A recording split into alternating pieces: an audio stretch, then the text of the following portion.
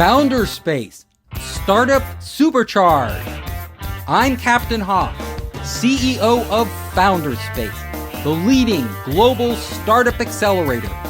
I'm also author of the award-winning books, Make Elephants Fly, Surviving a Startup, and The 5 Forces. So who knows the difference between ChatGPT and generative AI? They are different things. Who knows the difference? Yes. So ChatGPT is an application, right? It is an application that uses generative AI. Generative AI is the technology underneath. ChatGPT is not the technology, it's a product. So there are lots of companies. Google's developing its own generative AI. Anthropic has generative AI. Facebook has generative AI. Amazon is developing generative AI. Baidu, many other companies are doing it. All of them are a little different because some of them have different data, but all of them train their models differently. And this is what a lot of people don't understand, that there is a lot of, we say this technology is deep learning, neural networks, training. But a lot of it is actually reinforcement learning. People don't realize this, but ChatGPT works so well because OpenAI, the company that founded it, they have actual human beings going in there and changing the answers. So to make them more relevant and to make them better, and also to remove content that is offensive. Because remember, the AI, it doesn't know that it's saying something that's inappropriate. It uses its algorithm to come up with an answer, but if the data has bias in it, if the data is biased, the answer may not be correct, it may be wrong, or it may be offensive to certain groups of people. And so OpenAI spent a lot of time hiring people to go in and actually ask the right questions and make sure the answers were the right answers. Now, even today, with OpenAI and ChatGPT, it doesn't always give you the right answer. Like, there are lots of flaws. That's because there is so much data, it is literally impossible to go through it all, right? You can't, they don't have enough people to hire to go through all the answers and make sure they're all correct. So that's part of the danger of generative AI, is that it's going to give us answers that may be wrong. We have to double check. You cannot believe, just like the internet, you cannot trust what's on the internet. You have to look at the source. These algorithms are literally pulling from the internet and giving you that answer. So if the source is wrong, you're going to get wrong information. Very important for you to understand. Now let's talk about AI. So who has heard of the engineer at Google who thought that Google's generative AI was conscious, was sentient? Who heard that? You probably heard that. So, and one person did. This engineer got fired from Google because he told the world, he said, Google's AI is conscious. It's not conscious. It's completely unconscious. So a lot of people don't understand this. The AI can give you an answer and can actually talk to you as if it's a person. And if you want to believe that it is conscious, it seems like it's actually understanding what it says. But if you understand the algorithms at a deeper level, you realize the AI has no idea what it's saying. None. It doesn't understand the context. It's literally using this machine operation to generate, that's why it's called generative AI, to fill in the next logical word to complete an answer that it thinks, according to the algorithm, is correct, but it doesn't know. So right now, a lot of people come up to me and they start saying AGI. AGI, artificial general intelligence, is when AI is literally as capable as human beings in understanding the world and performing human tasks. The AI of ChatGPT is not even close to AGI. It's not intelligent like human beings. So if you read stuff on the internet about this, don't believe it. It's not true. That doesn't mean ChatGPT and generative AI is not powerful. It's extremely powerful, but it's still what we call narrow AI. That means there is general AI, which will be intelligent like a human being. Now, what do I mean by this? You here in the audience, when you're sitting here listening to me or you're driving a car, you understand like what a city is, what culture is, what life is, all of these things. But an AI today, let's take a self-driving car, an AI today in a self-driving car, it can drive you from point A to point B. It may even, and will someday, drive you there better than you can yourself, more safely, more efficiently.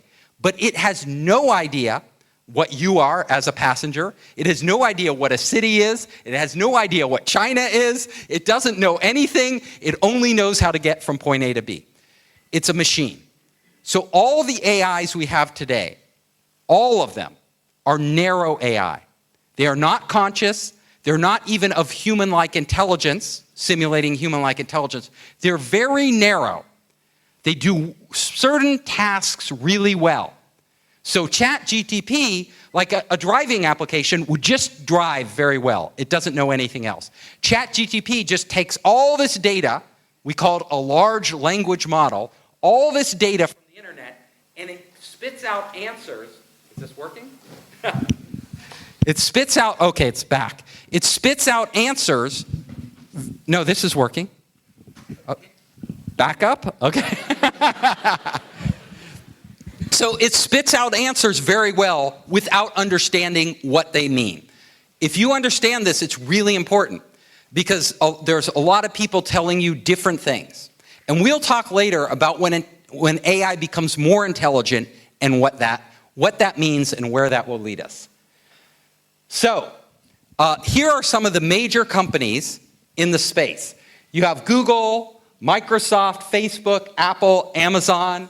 You have OpenAI, Stable Diffusion, Midjourney, Anthropic. These are some of the major companies working with generative AI who will have a huge impact in Silicon Valley moving forward. Each of their technologies is similar but different. Let's talk about AI-generated stories.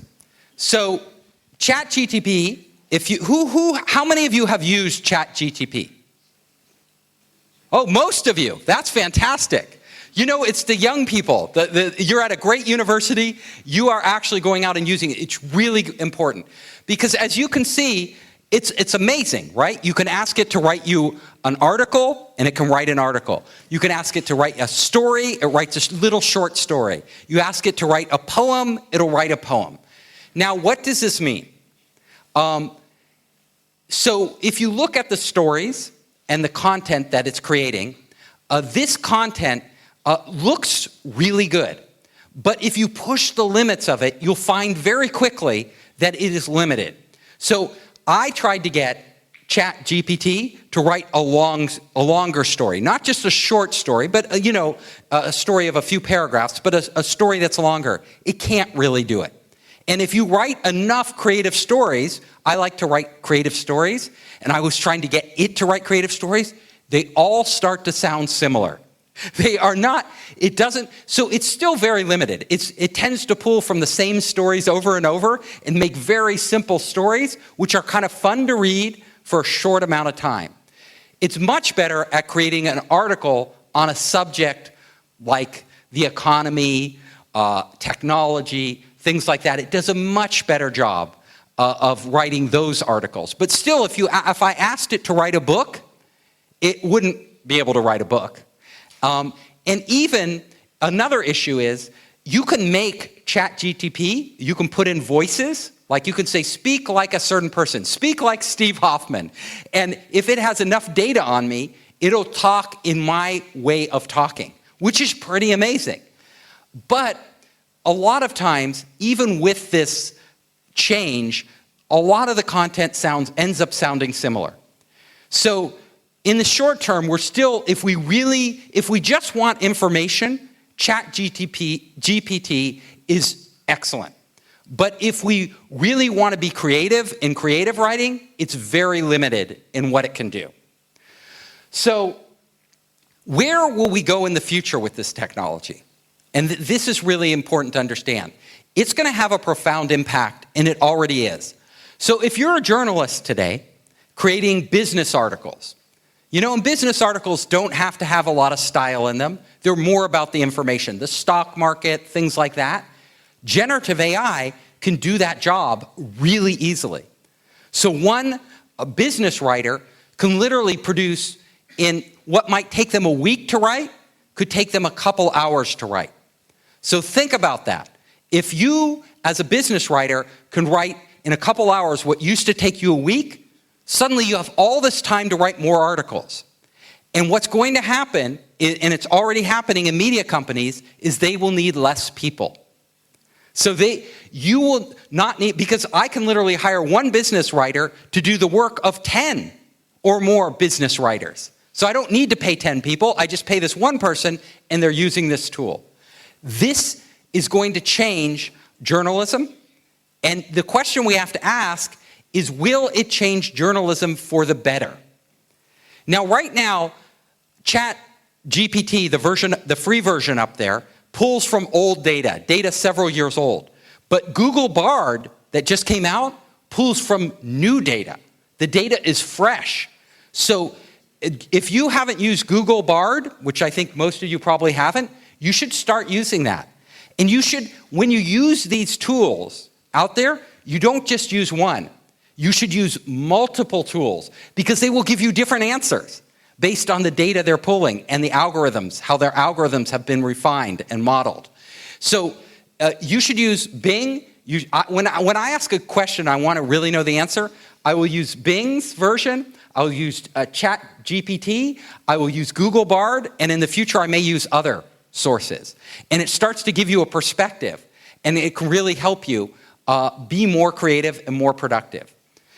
So in the future, where we're headed is that we are just at the very beginning of AI as a writing tool.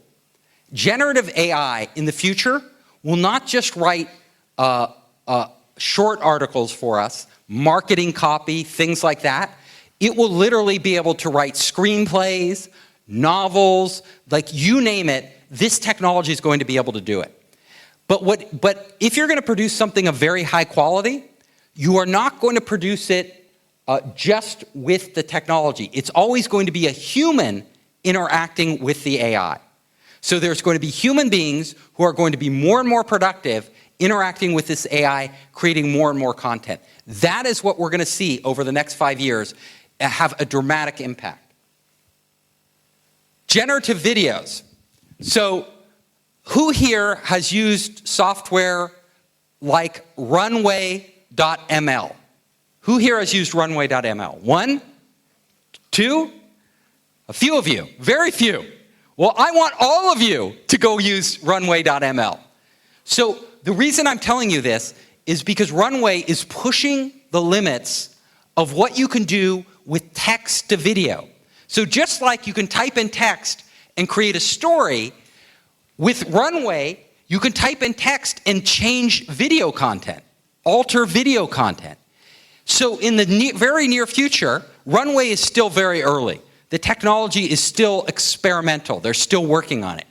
But in the very near future, you are literally going to be able to describe a scene, say, I want to see a duck on a pond, floating across the pond, and the sun setting. And it will create a video of that. I mean, how amazing is that? To have a video of what you describe. The way we create content now for entertainment, for educational purposes, is going to totally change. You will literally be able to create amazing content at a much lower cost with a much lower skill level. All you need to do is have the ideas and type it and understand how to manipulate the machine to get the results you want. Generative personalities. So the next place we are headed with generative AI is creating personalities. Who here has used character.ai? Character.ai. Oh, you've used everything. A couple other people out there.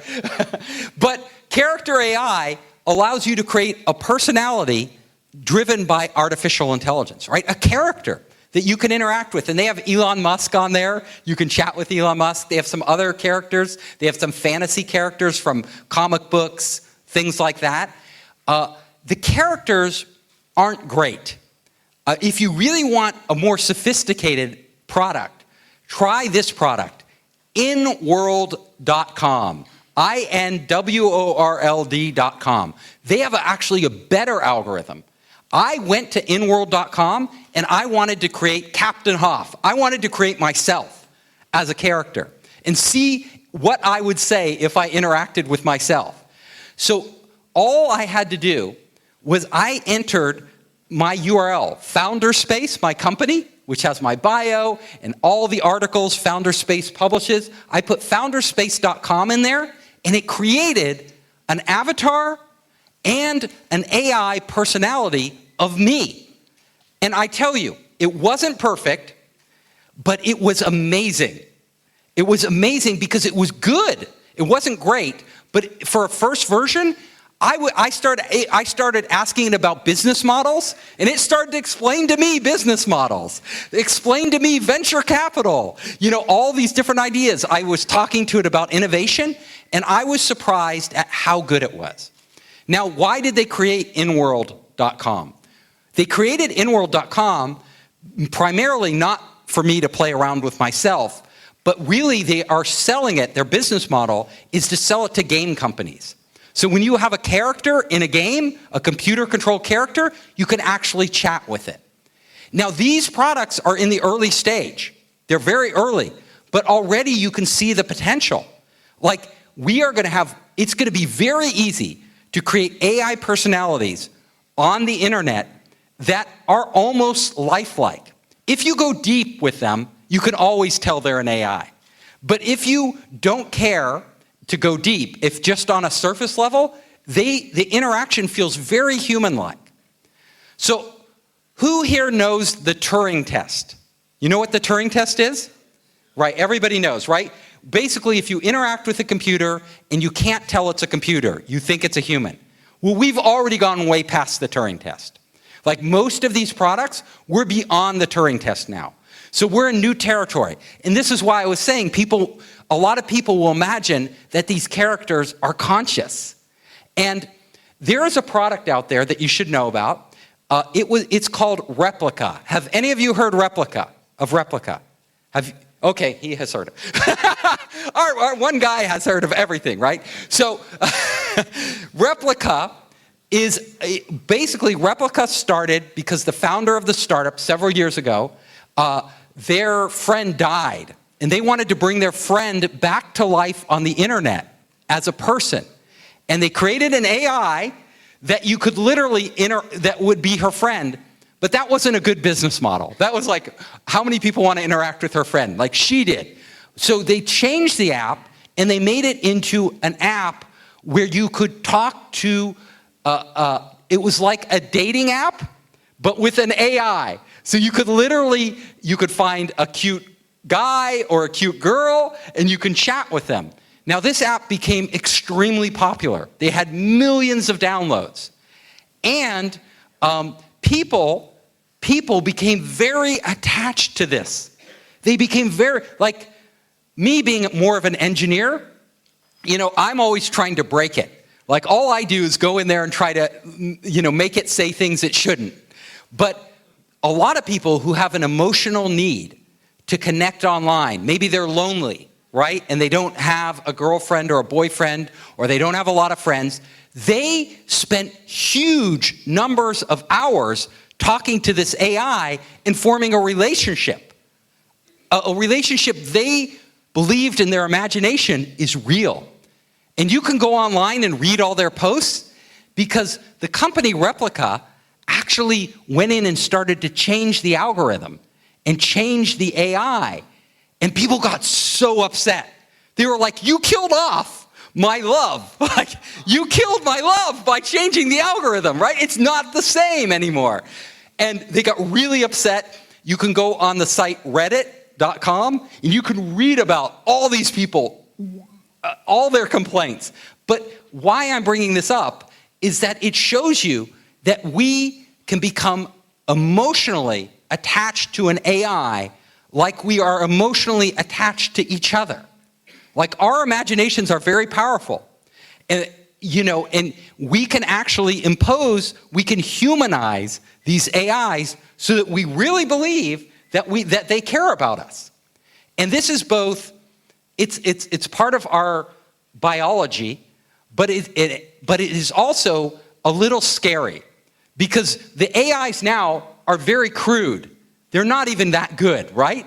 If we can fall in love with a very crude AI, imagine 5 years from now when these personalities are much more sophisticated and much more lifelike. People will be having very strange and very deep relationships with these AIs. And this is one of the reasons that Google originally did not release its large language model.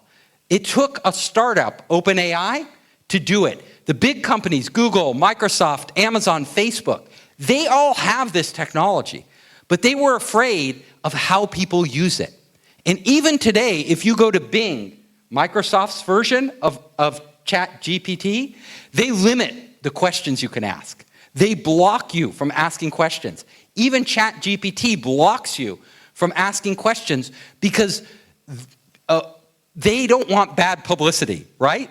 And these AIs can start to say things and form relationships and say they'll do things like, I got those AIs to say they committed murders, like this dating app, right? Because I wanted to push the limits of what it could do.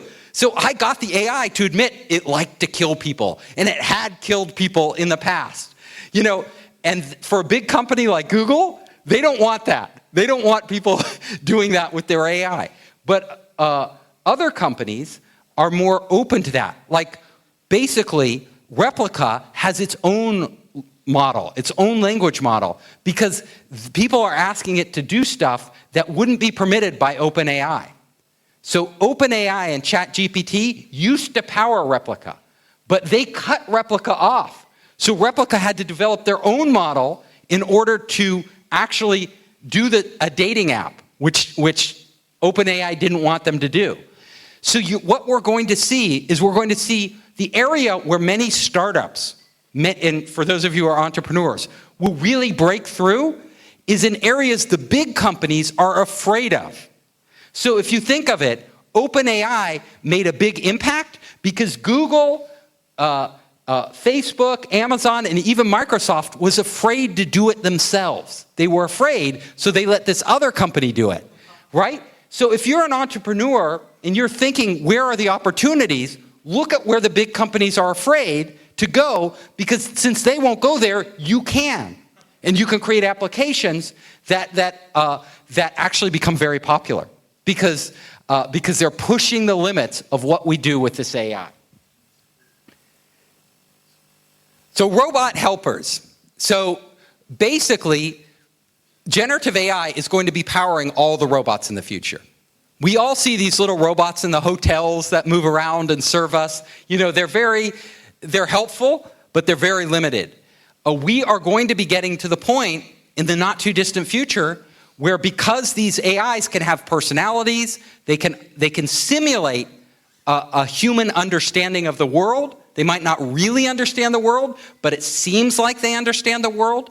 These robots are going to become more lifelike, and we are going to be interacting with them in all sorts of situations. Everything from hotels like this to literally people that we work with that are either robotic in human form or little devices that we interact with. We will see this change. And the robots, these robotic AIs, are going to be in our factories. They're going to be in our schools at some point.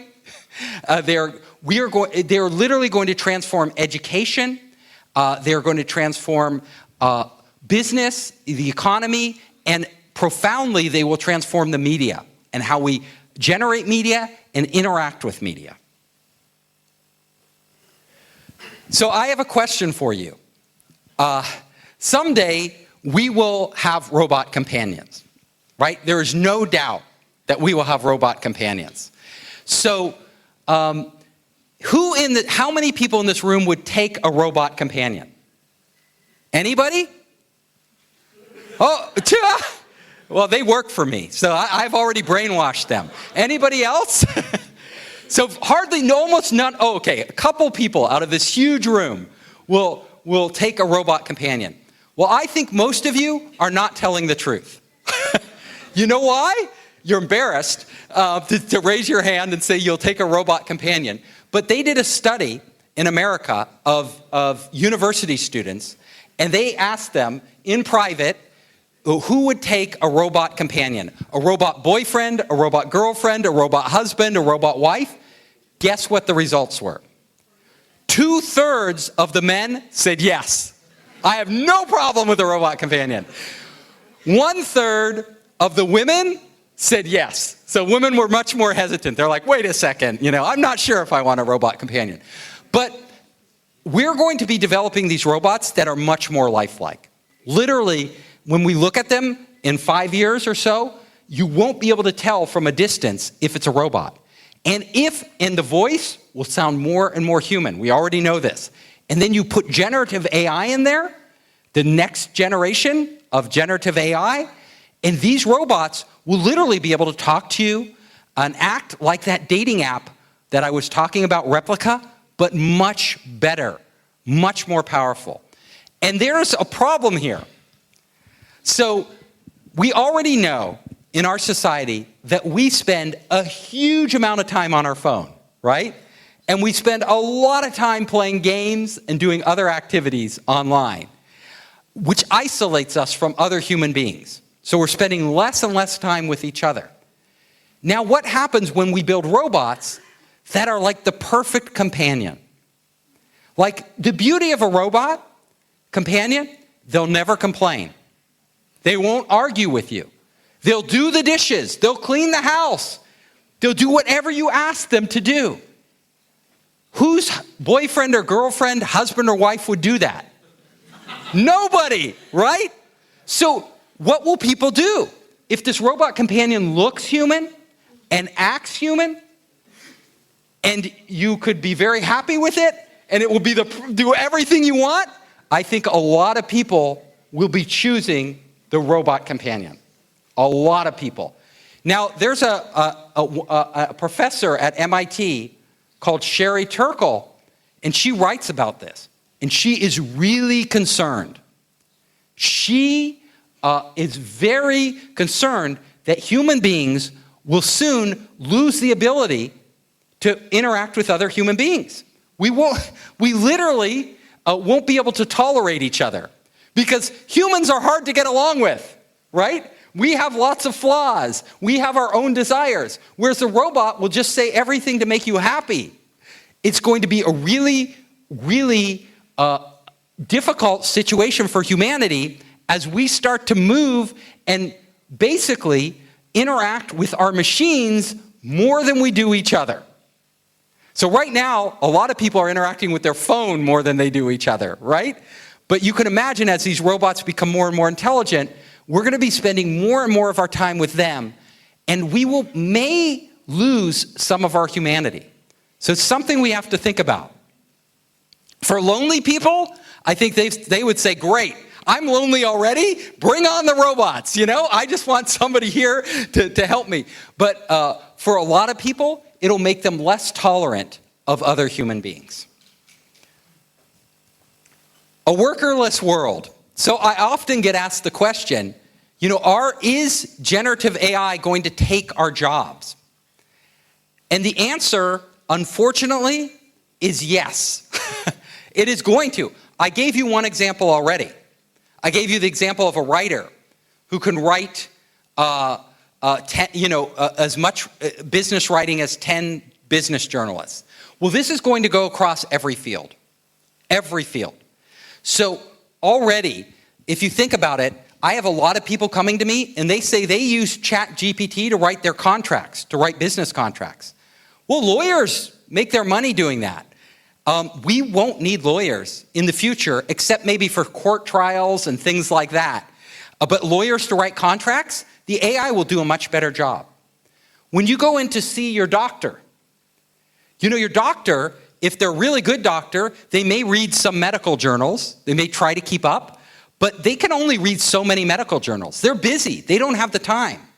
If you go to an AI doctor, guess what? It can read every medical journal ever published. All the medical data it can have at its disposal. So when it diagnoses you for your condition, it can do a much better job than any human. This is where we're headed. It's not the low-end professions, like the factory workers on the assembly line. They will be replaced, right? If you're working on an assembly line already, you can see more and more robots coming into play. But it will be the high-end professions, accountants, people with really good professional jobs who will be replaced by AI. And many of them may be replaced before many of the low-end workers. So think about this.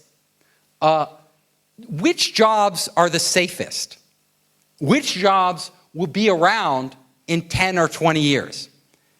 Maybe very few, but the jobs that are the safest they have two things in common. Two things. Number one, they're jobs with lots of variety. Because AI tends to be, it's really easy to make an AI do a repetitive task over and over. So any job like writing contracts now that's, basically very similar, all the contracts are very similar. Even lawyers pull from old contracts and put them in. They don't write them from scratch. Those are going to be taken. But jobs that have a lot of variety are going to be hard to replace. So for instance, when you have a handyman come, a handyman to fix your house or fix your business, there is always a different problem. One day the washing machine is broken. Another day the light doesn't work. Another day there's a leaky faucet that is leaking. A handyman, because all these jobs are very different and they're specific to the location, it's going to be very hard for a robot to do all those tasks. So the handyman's job is safe. Much safer than a lawyer, unfortunately, or a doctor. The handyman is going to be around. Other jobs that will be around are people-to-people interaction. So there are certain jobs where sales, where that personal interaction with other people and that bonding and trust of other people makes a big difference. Those will be around. There will be jobs around for people who want authenticity, meaning they want the real thing. So maybe we could make a virtual singer, and we will have virtual singers, right? That can today, you can literally create music with AI that is indistinguishable from the music, humans create. You cannot tell the difference. But we like to see real people, real bands. We relate to them. We care about them. We want to see real actors that we care about, even if we can create an AI-generated actor. Some of these jobs, these type of jobs, are going to be around because of our human need to see other real people and understand them as human. So if you start to think about the future, the jobs that are the safest are the ones that you might not expect. They're the ones where we want to connect with each other, or else the task is too complex for an AI and a robot. Those are the safe areas.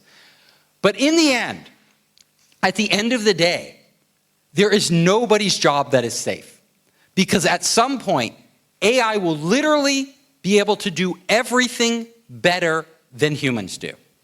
There's nothing AI and robots won't be able to do at some point in time, because they are so efficient and they can tap data that we can't tap, and they can be so much more productive than human beings.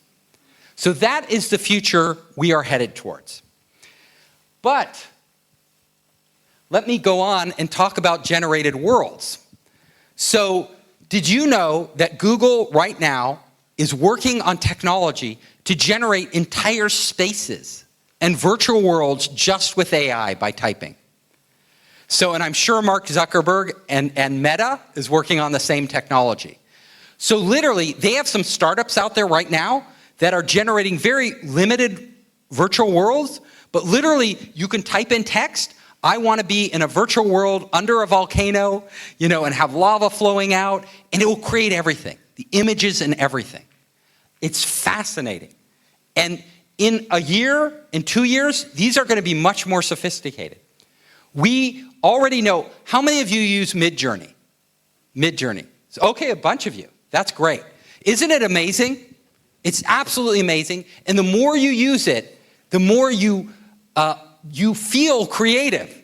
Like, I cannot create sophisticated art and design, right? But with Midjourney, I can type in a few words and literally come up with an amazing picture. We are entering a world in the future where all of us can be much more creative using AI, but creative in a different way. So no longer is it important to have the skills, like the skills of a graphic artist. Like, graphic artists take years to refine their skills with the tools they use.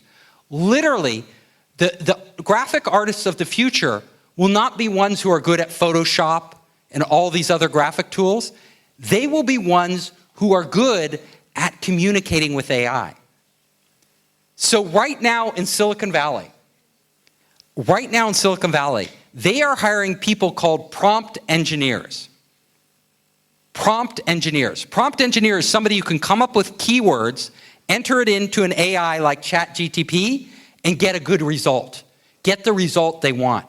And do you know what they're paying for these jobs? For a good prompt engineer? They are paying over $300,000 US a year. 300,000 just to type words into an AI. You're not a real engineer.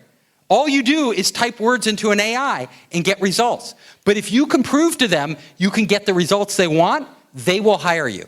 So what I'm saying is that with the character generation, the graphics, the writing, the creative people of the future won't necessarily be good writers, right? They won't have spent years training writing. They won't necessarily be good artists, but they will be good at getting the AI to give them the results that the company wants for their job. So the job market is going to be changing entirely.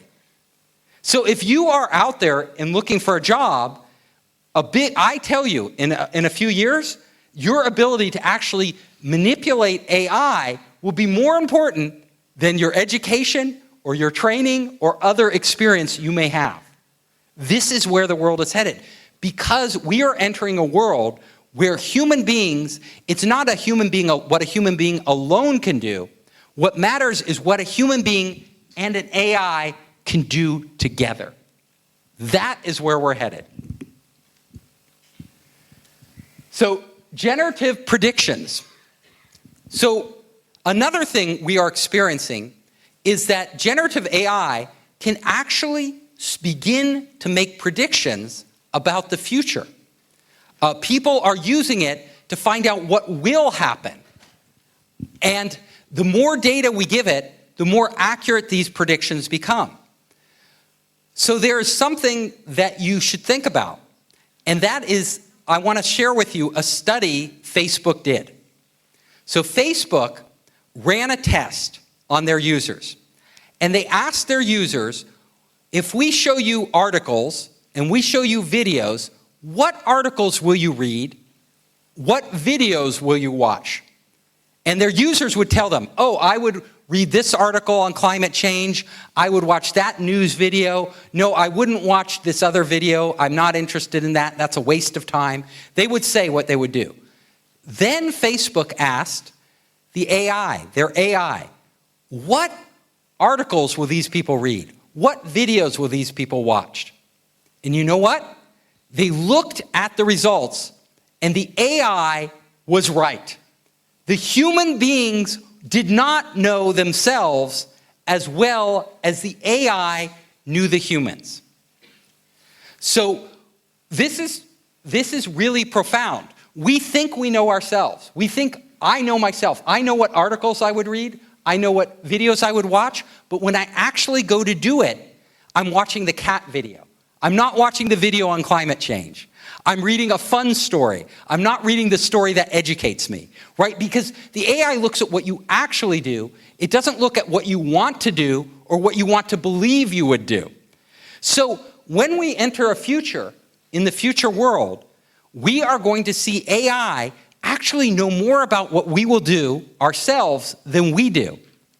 So we could even ask the AI, when I'm in this situation, what will I do? And the AI may be able to tell you what you would do in a situation more than you would be able to know yourself. Also, corporations will be using this technology to predict whether you'll buy products, where you'll go travel, all sorts of things. The more data we gather, the better companies and governments will be able to predict our actions in the future. So start to think about that. This AI has a huge potential to be used to actually provide us better products and services, but also to manipulate us, to change the choices we would make by knowing what we'll choose given a certain situation. There is other examples of this.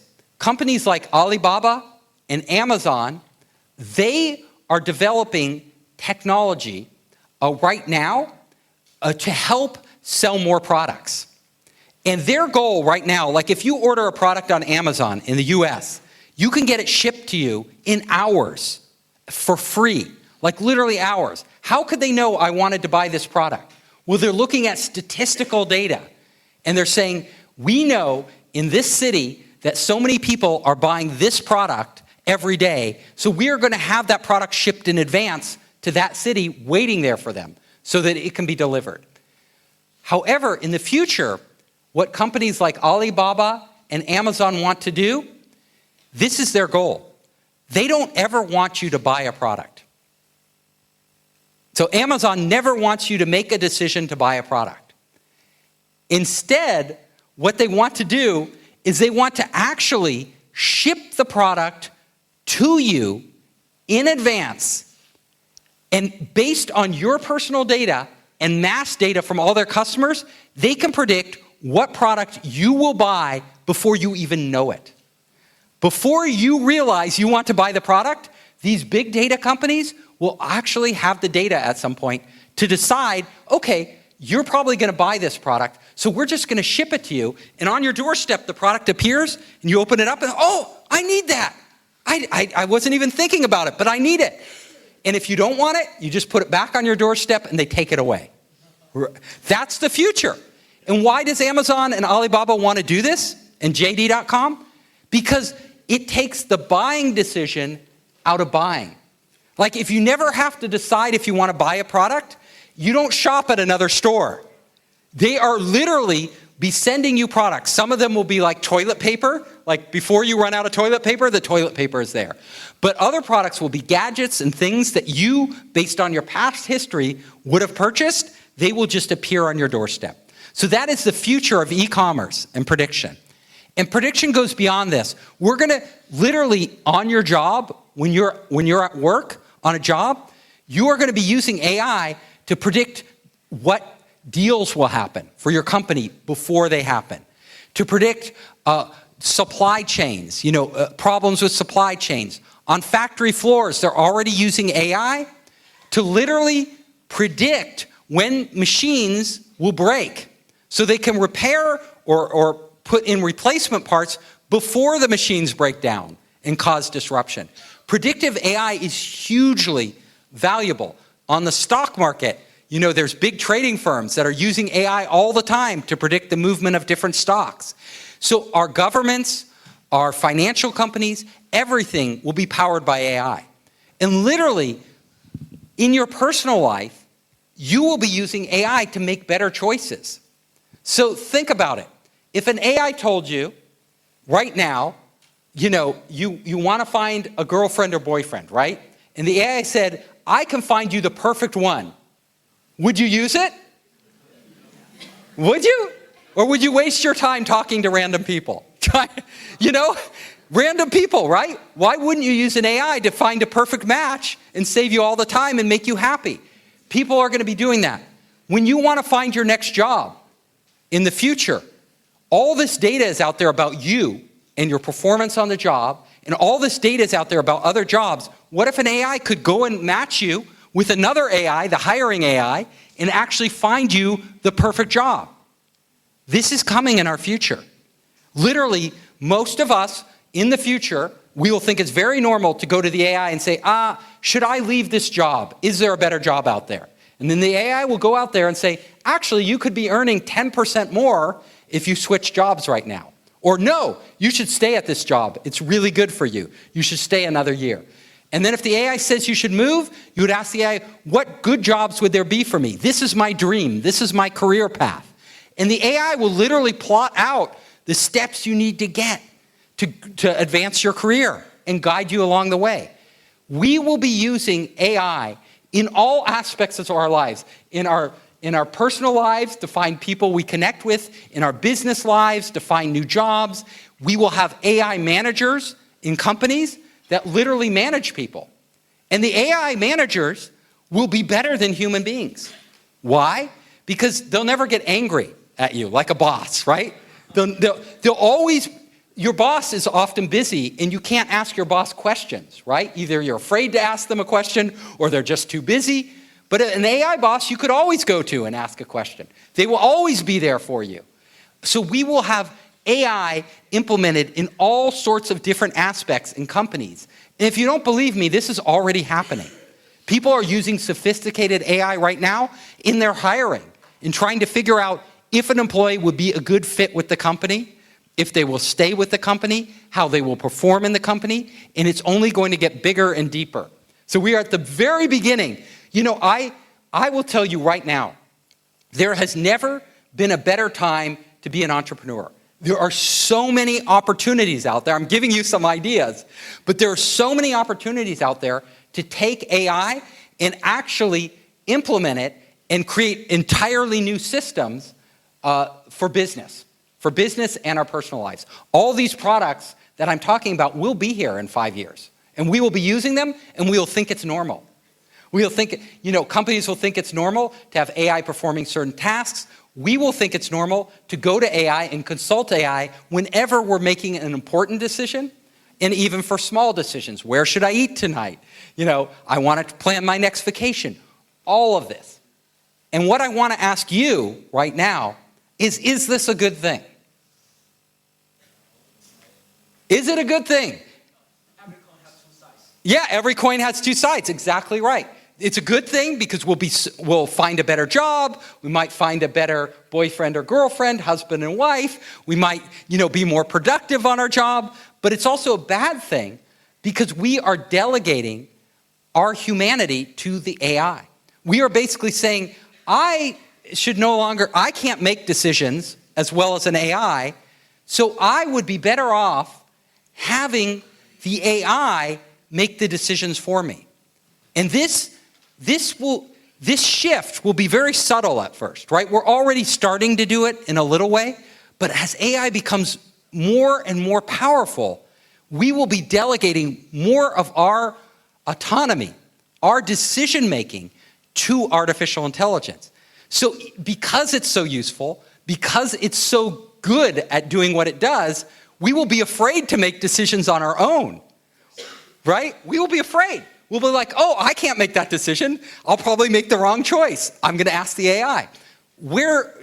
So AI will start to lead us, not because it's this evil force, right? Like some people, Elon Musk says, AI is going to take over as an evil force, right? And destroy humanity. No, what it's going to do is seduce humanity. It's going to seduce us because it's so good at helping us. And we're like, okay, do this for me, do that for me. And before we know it, every important decision we're making is the AI is doing it. So what comes next with AI? So right now, I've given you a lot of ideas about AI, but really where AI gets interesting is when we connect AI to our physical bodies. Our physical bodies. So who here wears an Apple Watch or a smartwatch? A lot of you, right? So that smartwatch is gathering data on you.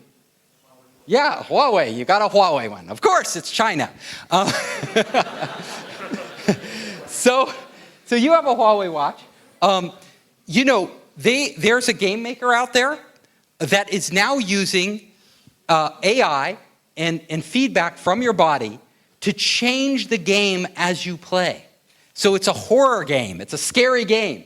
And what they want to do is they want the game, some people like a lot of blood and scariness. Some people only need a little, right? So they want to optimize the experience for each person. So we are entering a future where it can measure your heart rate, your pulse, and other vital signs, and actually adapt the content to your personal likes and dislikes. In the future, who knows what a brain-computer interface is? A brain-computer interface. So have you heard of Neuralink, Elon Musk putting a chip in the brain? Right? Those brain-computer interfaces are very sophisticated. But they have brain-computer interfaces now that you can just put on your head, and it can measure certain things like your concentration. Well, we are going into a future where we will be developing more and more sophisticated brain-computer interfaces that you don't need to drill a hole in your head. You can literally just wear them like a wearable, and they can measure your brain waves. And we will start to use this technology to actually change the content we interact with. And I want to tell you about this. So there's brain-computer interfaces. There are also other technologies that can literally tell the computer about us. They have a technology with AI that can literally analyze your personality. Your personality. Are you an anxious person? Are you a calm person? Are you a neurotic person? It can tell what you are just by how you move your eyes. Just by how you move your eyes. It's unbelievable. Like, how can it tell my personality by how it moves the eyes? Well, there is a correlation between how you move your eyes and your personality. And the AI can match that at a very high accuracy. So we are going to see AI in robots that literally looks at us and knows our personality. And they have other AI. They've developed AI at MIT that can literally bounce radio waves off your body and tell your emotions. We don't need a brain-computer interface to do this. It can do it today. It can tell whether you're happy, whether you're sad, whether you're angry. And what this means is that as we interact with AI on our computers, on our phones, and robots, that AI will start to understand who we are at a very deep level, at a level even better than we understand each other. So like we can look at each other and their expression on the face, and we're always trying to understand what another human is feeling, right? Well, the AI can see patterns much better than our eyes, and our brain can process them. So in the future, AI, visual AI, will literally look at people, their micro expressions, and start to understand their personality and their emotions. And so these AIs, whether it's a robot companion at home, the robot companion comes up to you and says, I see you have had a hard day. Like, it'll know it right away, just looking at you. What can I do for you? Or it can see that you want to have fun, you want to be playful. These robots will be in our stores, they'll be in our workplace, they'll be in our phones, and we will be interacting with AI that feels more and more like human. But not only a human who truly understands us, who truly knows who we are. That is fascinating, right? It's also a little scary because, as I said, we can do this technology today. This isn't something far off in the future. This technology is being developed right now. These AIs will literally seem like human beings, but they will be machines. So they will not really care about us, although it will appear that they really understand and care about us. So these AIs, we are entering a world where we will have simulated human intelligence that appears to be conscious and appears to be aware of us and who we are and what we need, when it's really not. Okay, experiential AI. We are going to be taking the same technology and actually creating new experiences that we have never imagined before. And let me give you some examples of this. Right now, when all of us watch a movie, we all see the same movie. Whether it's on Netflix or some other service, we are watching the same movie. In the future, this content that we consume will be dynamic. The content will literally be changing for each individual. So if you watch a movie on your computer, the AI will be getting data from your smartwatch, maybe a brain-computer interface, maybe.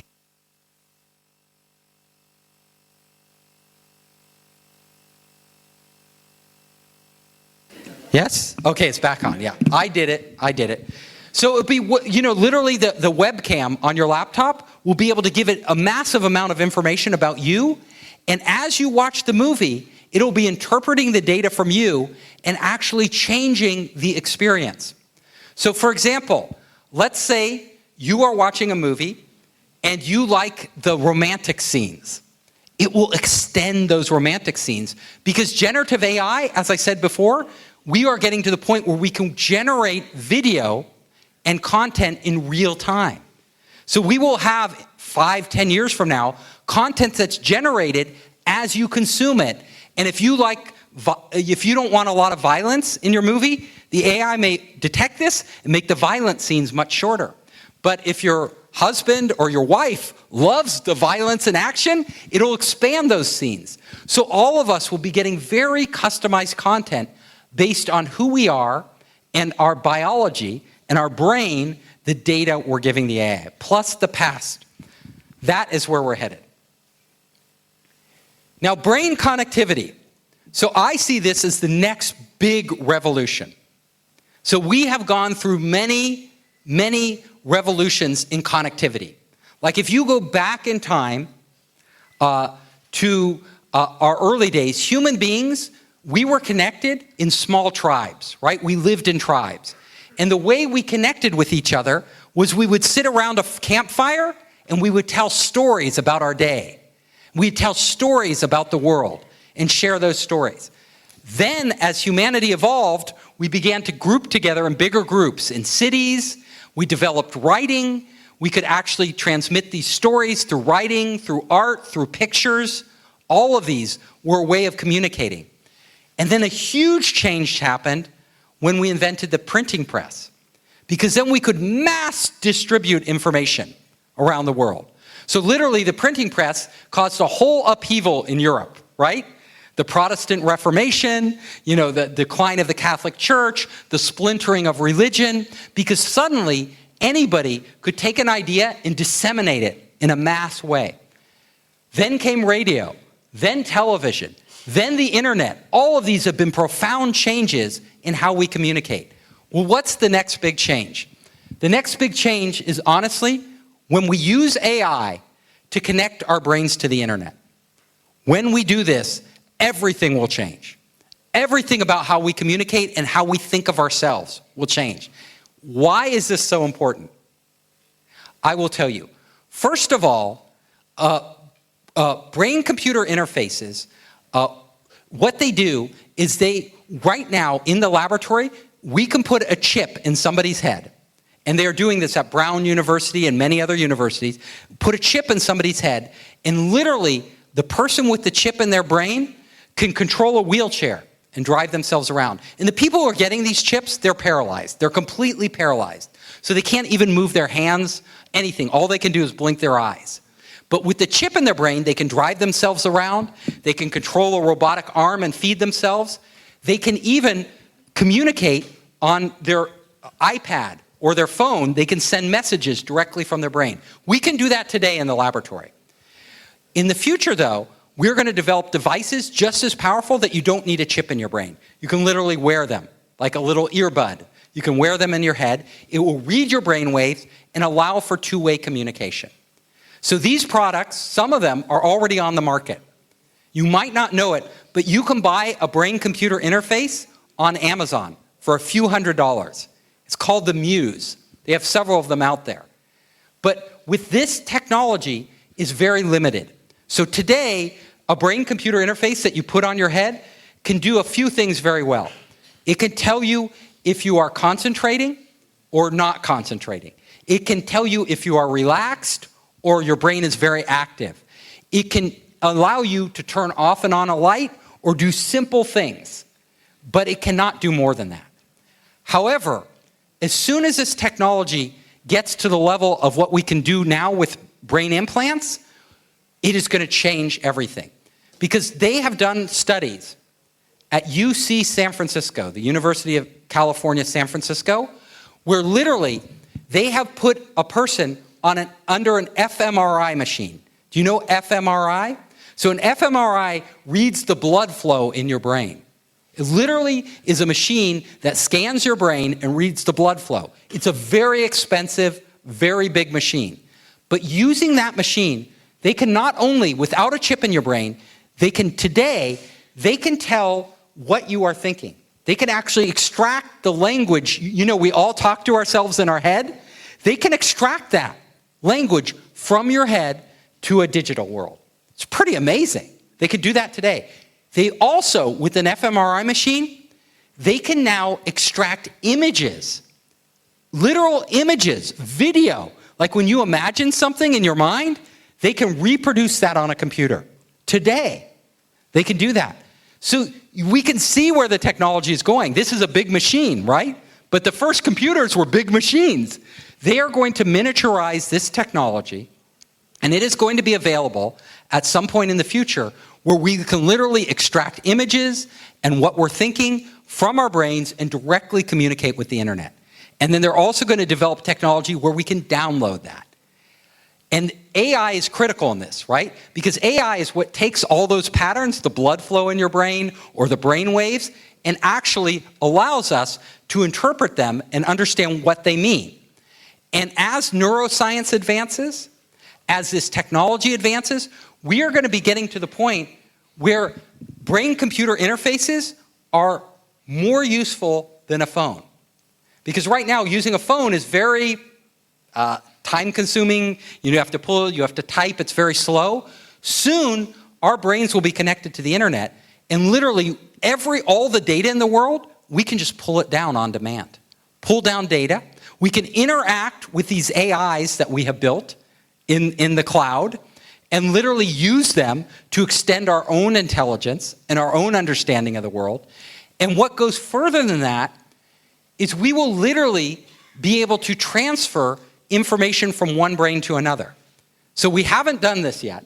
This is still science fiction, but it is in the realm of possibility that we can literally take not just images, not just words in our brains, but potentially memories and transfer them from human to human.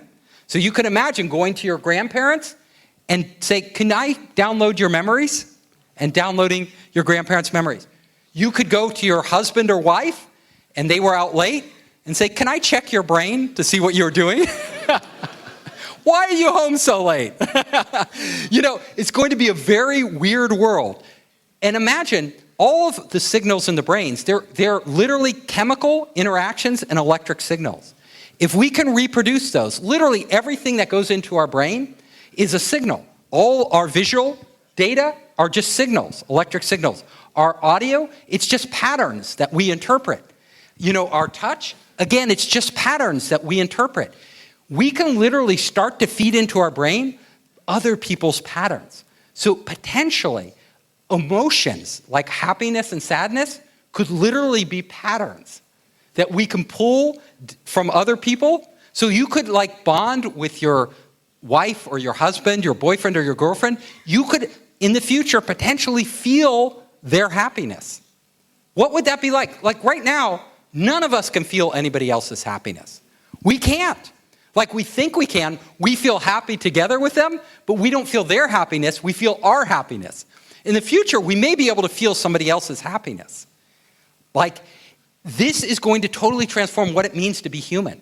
Plus, we can start to get data and share data between our brains and between AI. So literally, all these machines out there that we are building, we could literally inhabit, like let's say you're paralyzed, you could literally connect directly to a robot, which has sensors on its hands, which has visual cameras on its eyes, and you can literally be inside that robot and feel everything that that robot feels. All of this will be possible as we move into the future. And it's not as far away as some people think. So augmented existence. The next thing I want to talk about is all of us are going to be living in this weird world that is a combination of the digital and the physical. So right now in the world, all of us in this room are experiencing the same room. But in the future, where we have augmented reality glasses, or even better, augmented reality brain-computer interfaces, what we're seeing in any given situation will be unique to us, depending on what we've chosen to impose upon the world. So the physical and the digital will be merging. And we will be literally moving into what I call a multimodal reality.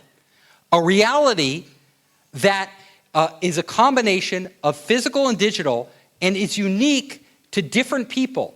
So me and Professor Zhang, we might synchronize our worlds. So literally, you may be seeing this world, this stadium, in your own unique way. Like you may have the walls painted green and rainbows on the ceiling and you know all these other digital information flowing down the walls as you're listening to my lecture.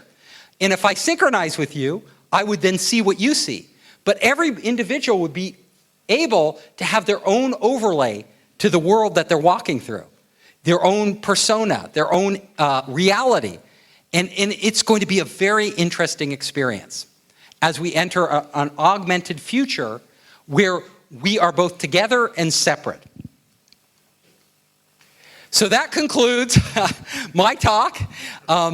You know, if any of you want to reach out to me in the future, just go to Founderspace. You can email me right from Founderspace and contact me. I love young people. I love entrepreneurs. But before I go further, I wanted to open this up to your questions. So questions that you have, and they can be about what we've talked about today, or they can be about anything, startups, business, whatever you have, your questions. Hello, Captain Hoffman. Yes. One question for you. Currently, some university in Hong Kong, UK, they have banned the ChatGPT by student. Yes. And invent to prevent the student using it to do the homework, essay, or other paperwork. What's your opinion on this issue? Well, first of all, good luck. You know, we all know you can get around those bans, right? Yeah. They can say it's banned, but people can get around the bans, right? And you know, anybody can use it that wants to use it. So the idea of banning it's not possible for a university, let's say, to ban it. They could say they're banning it, and right now they're working on technology that can actually detect if an essay was written by ChatGPT, right? And they can detect that and penalize the student. But so far, they can't get those accurate enough. They aren't accurate enough. Because, and I'll tell you why, because ChatGPT is literally pulling essays, all this information, from stuff written by other humans, right? And reassembling it.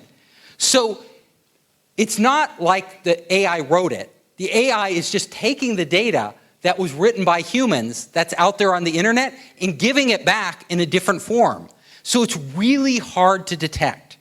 OpenAI says they're working on a way of watermarking it, but I don't see how you can watermark text, right?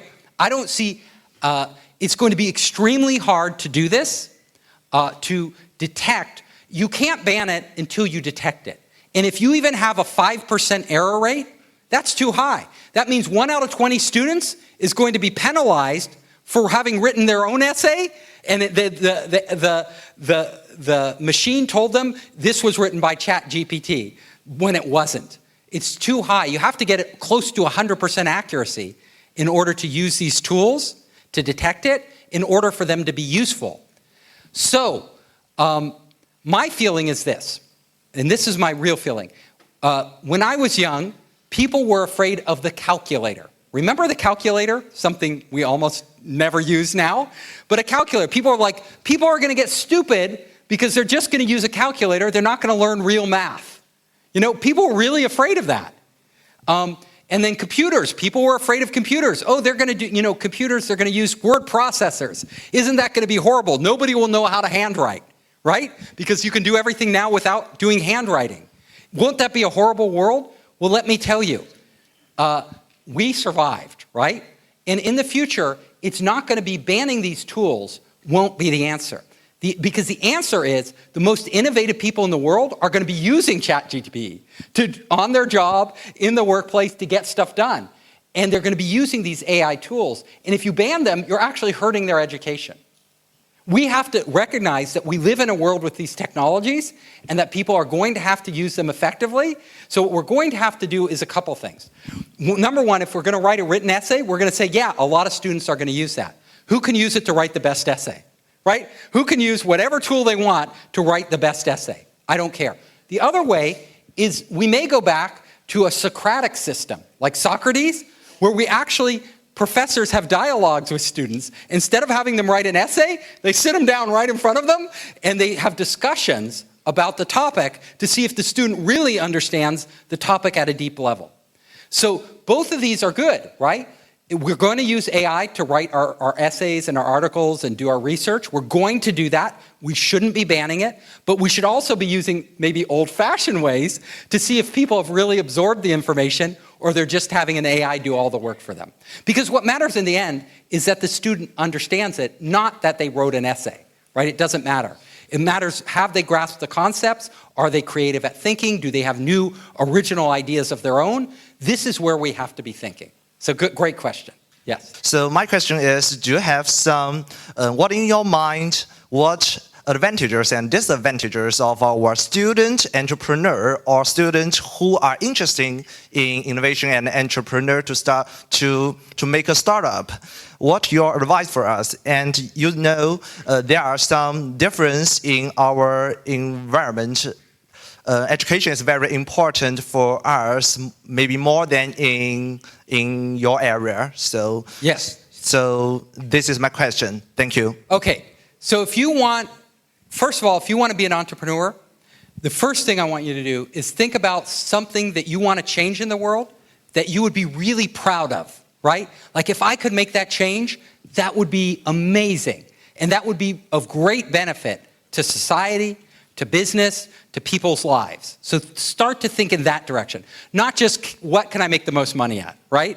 You really, I want the young people out there, because look, I described this technology, this very powerful technology. We're gonna need ways to use this technology responsibly, right? We're gonna need young people in the world, because it's your future, to figure this out. So start thinking about bigger issues than just how can I make money quickly. Start thinking about where is the world headed? What will we be doing with this technology? What are the good things we can do with this technology that really make the world a better place? And also, what are the dangers of these technologies? And how can we develop systems that actually help people, not people who want to use this technology for bad purposes, prevents them from doing that. So think about that. Number two is, I have always found that surround yourself with really, you know, there's certain people that you talk to, and when you talk to them, all of a sudden ideas start coming out of your head, right? And you get really excited. And that collaboration, that interaction between you, priority. If you seek out those people and you find that you together want to make change in the world in a good way, all of a sudden, surrounding yourself with really creative, smart people and going down the path together, that's where you'll have the biggest impact. Because you're never going to have the biggest impact alone. Like, the world is too complex to do any of these. You know, nobody, Elon Musk likes to believe he built these companies by himself, but he didn't, right?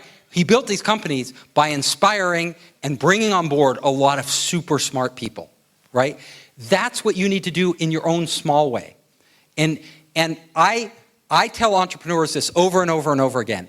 80% of your success will depend on the people you surround yourself by.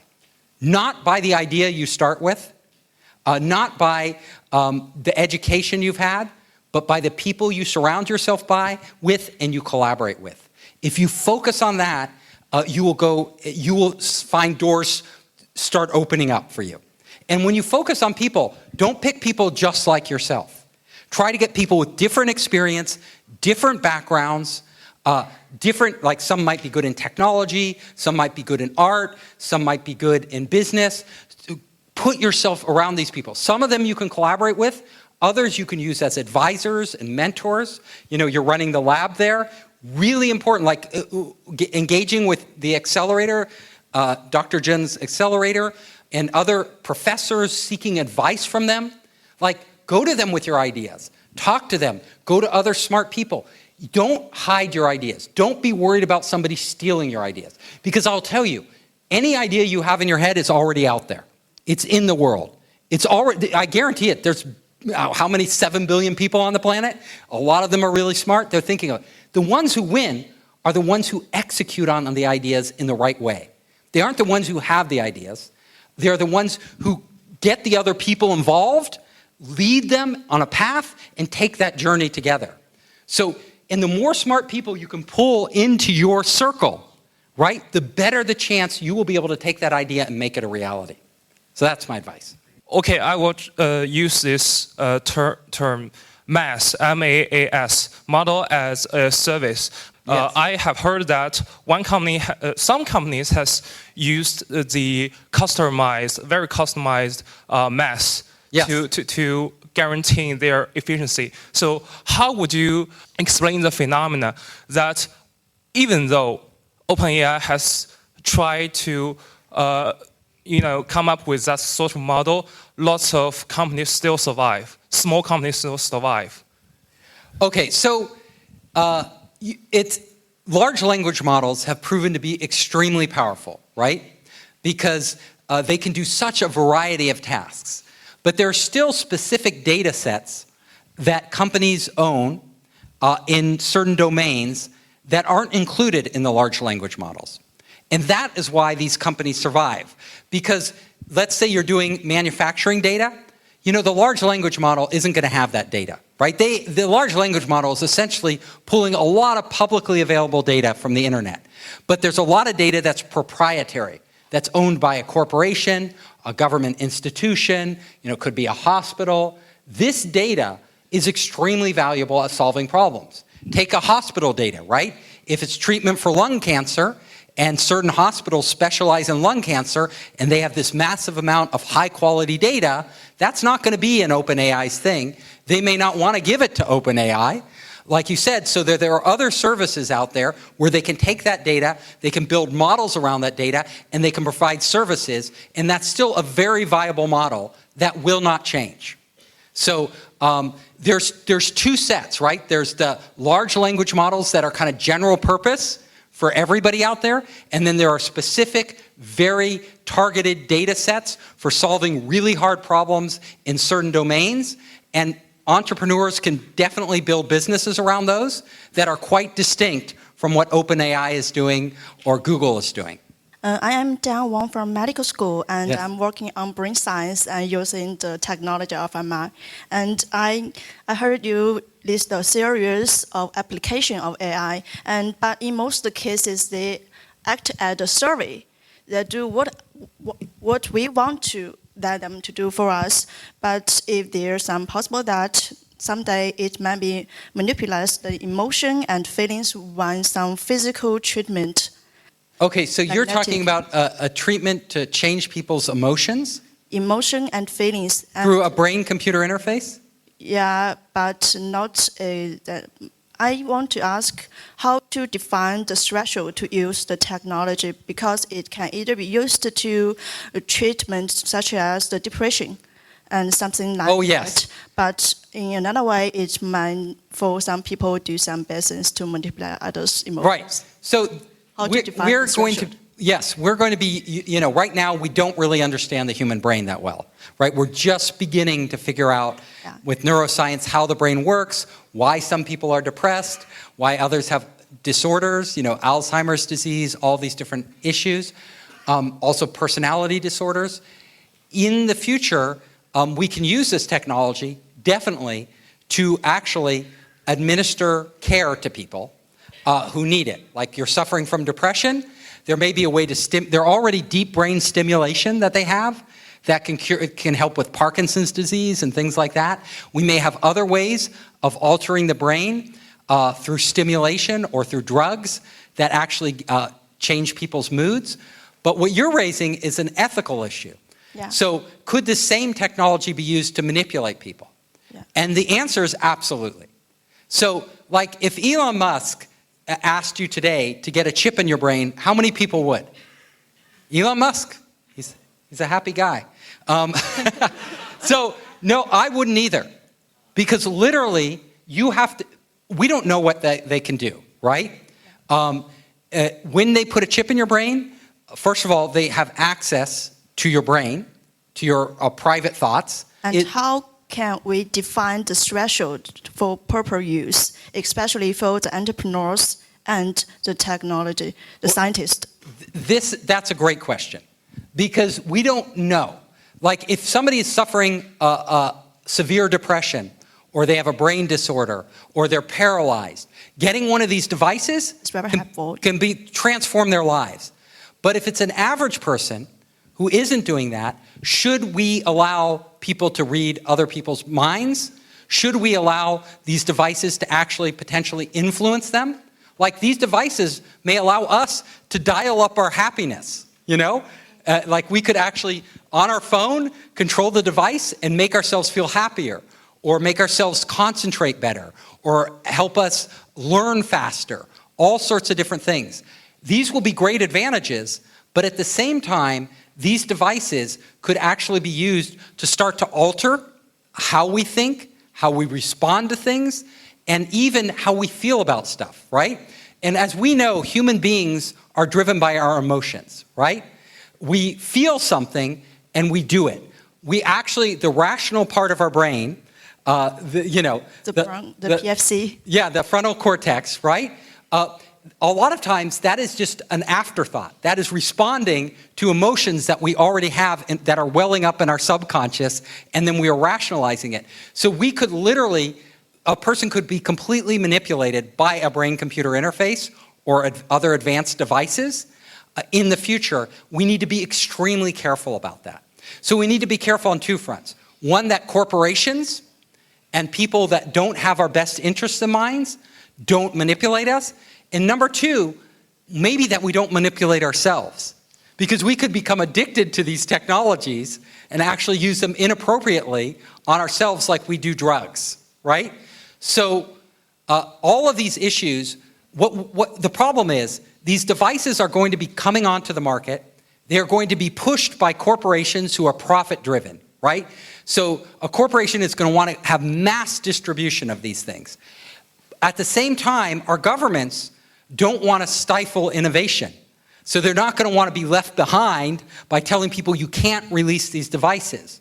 So we're going to have, as a society, we're going to have to figure out how do we protect people from our own inventions. And it's going to be very difficult because already we can see that a lot of technologies are being abused, right, on the internet. And how do you do that in a way that allows people to thrive and allows innovation to progress? I don't know what that said. But that's the core issue. And we don't have a solution right now.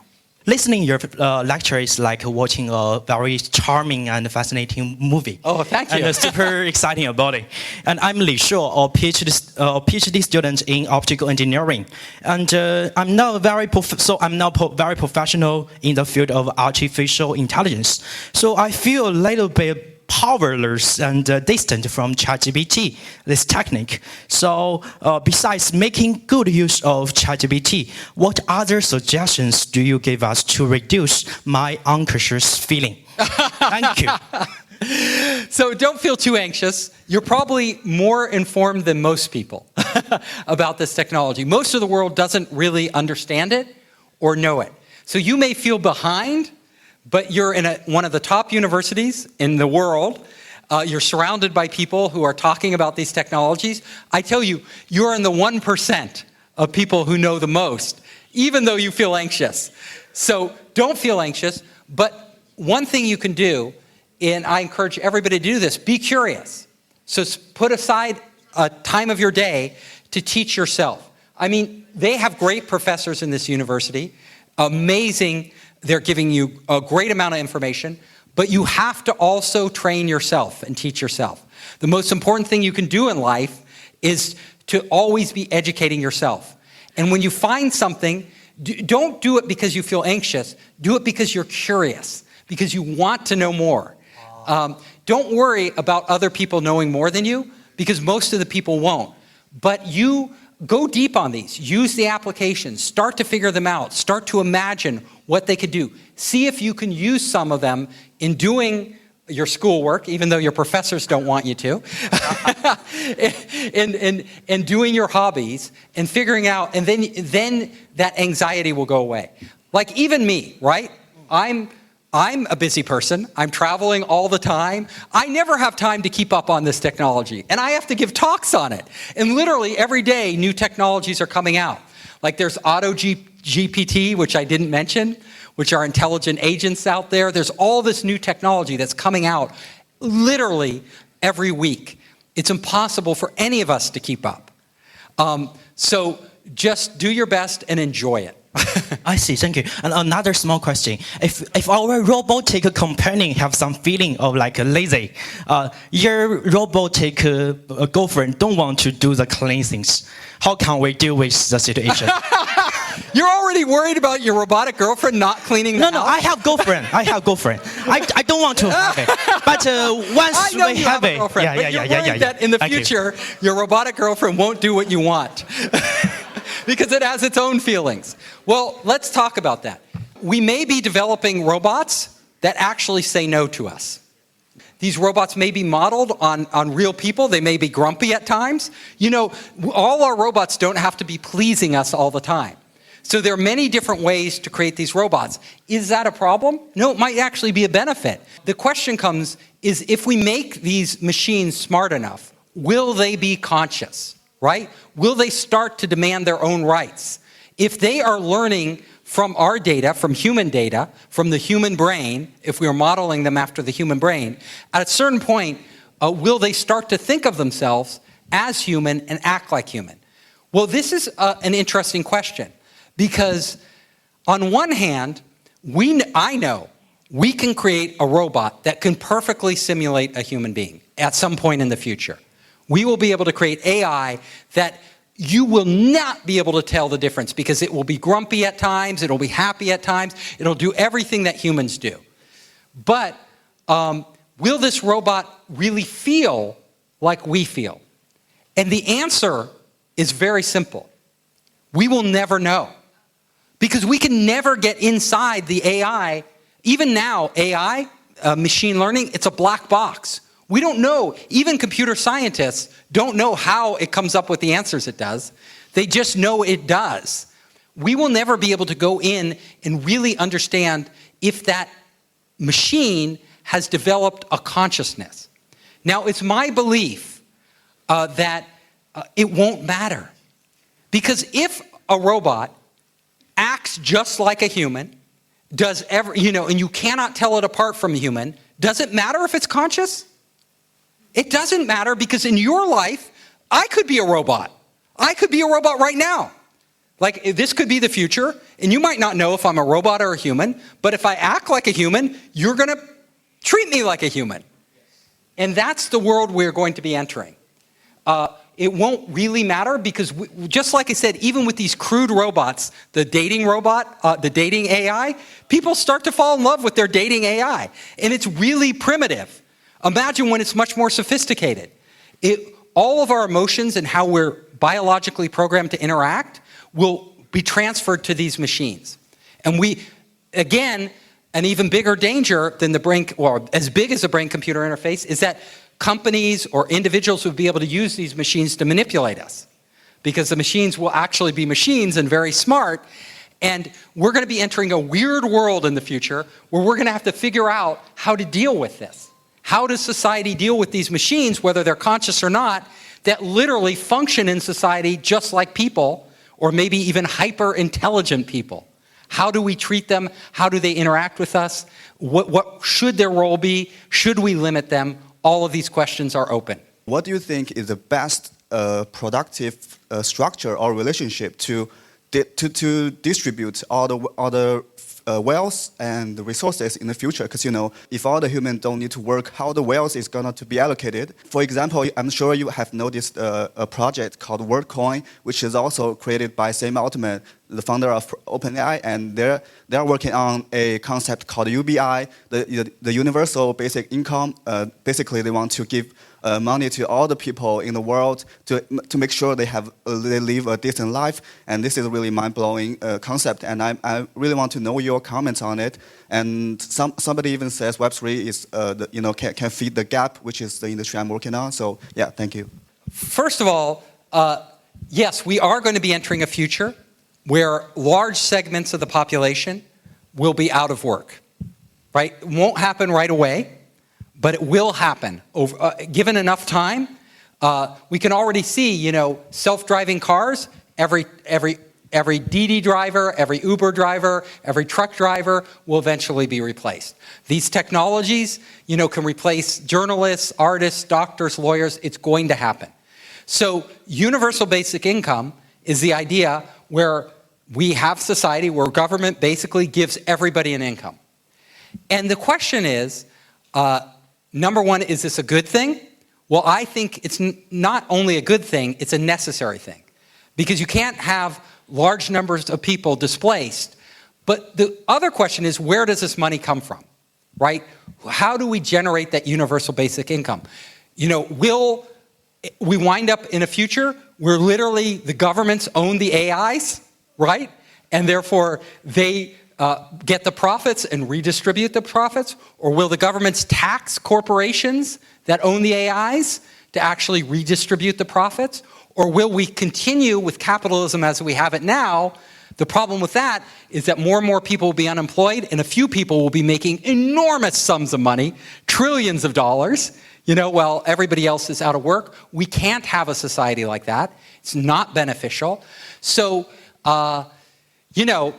it's very interesting. Marxism, Karl Marx, right? He imagined his utopian future, right? The workers' paradise where everybody's paid equally.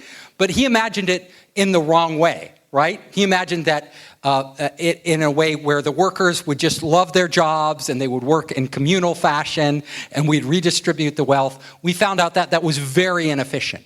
Now we're coming to a point, though, where our machines will be so powerful that we won't have to work. And honestly, I believe most of us won't be unhappy. So right now, most people in this room identify who you are. Your identity is tied to your work. Because the first question we ask people is, what do you do? Right? What is your job? And you feel like if you're successful at your job, you're a successful person. But when we get to the point where AI and robots are literally able to do most of our jobs better than us, it won't matter. That, we won't think, well, a robot can do it better than us. Why should I even do that job? So people will end up focusing on other things. We will not be bored. Because let me tell you, like right now, if I had free time, I have 100 projects I could work on. Some of them are art projects, some of them are traveling, some of them are social organizations that I want to be part of. People's identity, who we think we are and our value in society will be focused on different things, and it'll be focused on more around groups of people and how we interact with these groups and what we do with those groups of people, or it will be in these virtual worlds that we create, where games and other things, where we have an identity tied to those and our achievements in those. So it's going to be a very different life that we're living. The question is, back to your first question is, I think people will be happy because people will always find a way. When we were hunter-gatherers, we didn't work that much. When we were in our early state in prehistory, We didn't work that much because most people could just gather enough food was around that they might work a couple hours a day and the rest of the day they would socialize. We're going to be going back to that, right? And we're also going to be going, hopefully, into a world where there's an abundance of wealth, right? We're able to create products very cheaply. AI is able to do all the hard work, and we're just able to live off the benefits. So it may be like going back to our primitive roots, where we start thinking about our society and activities that we do together, and those become who we are and what is meaningful to us. And hopefully, our governments will be led responsibly so that they will do this in a way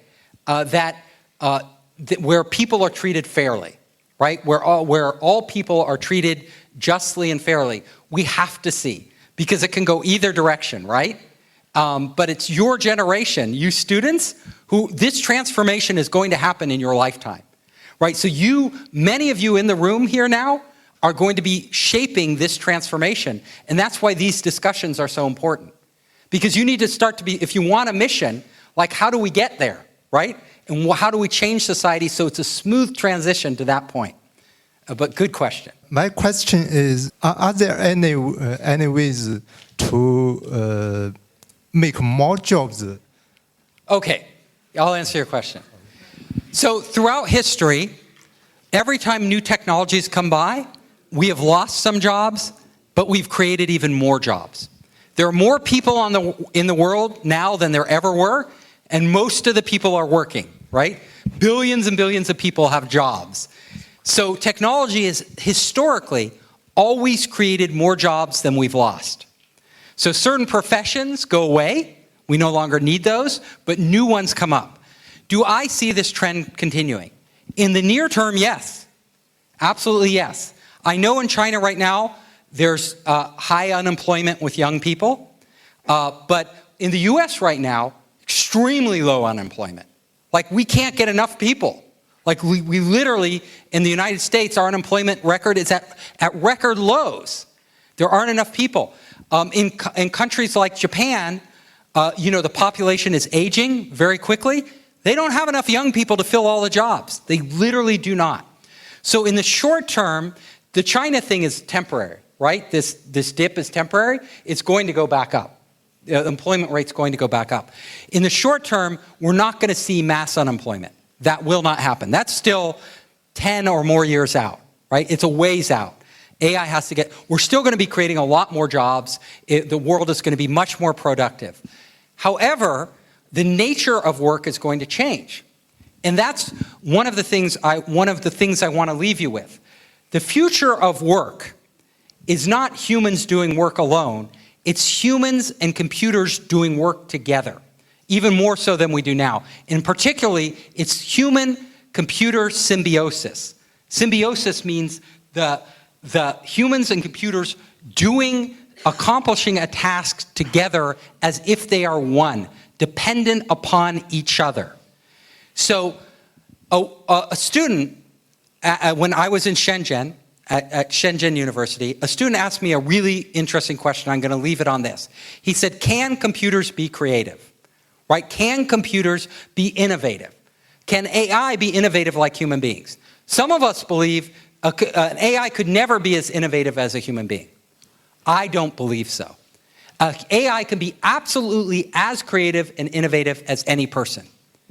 And the reason is because if you look at AIs, what they're literally doing is what our brains do. They are looking at all the data in the world. So for those of you who've used Midjourney or DALL-E or Stable Diffusion to create art, you can see the AI can literally look at all the digital art in the world, and you can type in what you want. You can say, I want to create a golden rabbit on a beach with the waves crashing. And that golden rabbit will appear on the beach with the waves crashing. You can say, no, I want this in the style of Monet, the artist Monet. And boom, it'll create a version in the style of Monet. Now, it'll be a picture that Monet never could have created and never would have created as an artist. Yet, it looks like something that he created, and it's beautiful and new and original. Well, how was this picture created? It was created by a human being interacting with the AI, right? It wasn't created by the AI alone. It was the human being interacting, and the human could look at that picture of the rabbit on the beach and say, I want the rabbit holding an umbrella. Boom! It created a rabbit holding an umbrella. So what is that art? That art is the AI and the human interaction together. And what did the human and AI do? They not only created a new image, a new picture, but they created more data. That digital image is now part of the data set for the next generation of AIs. So humans and AI interacting will create more data, rich data, which feeds a loop, right? Which makes the AI and the human even more productive and more creative. So innovation, you cannot separate human innovation from AI innovation. They are not separate. They are part of the same system. The AI is only innovative because it's drawing upon all the innovative artists out there and writers out there and business people out there who put data on the internet. That is what is making the AI so innovative. And then a human interacting with that creates something new, creating more data. And this cycle is why these AIs are going to be so profoundly impactful on society in changing our jobs, because the AI is an extension of our creativity and our innovation. It's part of us, and all of us will be using this in the future. Thank you very much. I hope you enjoyed the show. If you liked it, hit the subscribe button and share it with your friends. You can help us create more great content by subscribing and sharing. Also, if you want to access our online startup program, our investor network, and our entrepreneur resources, just come to founderspace.com.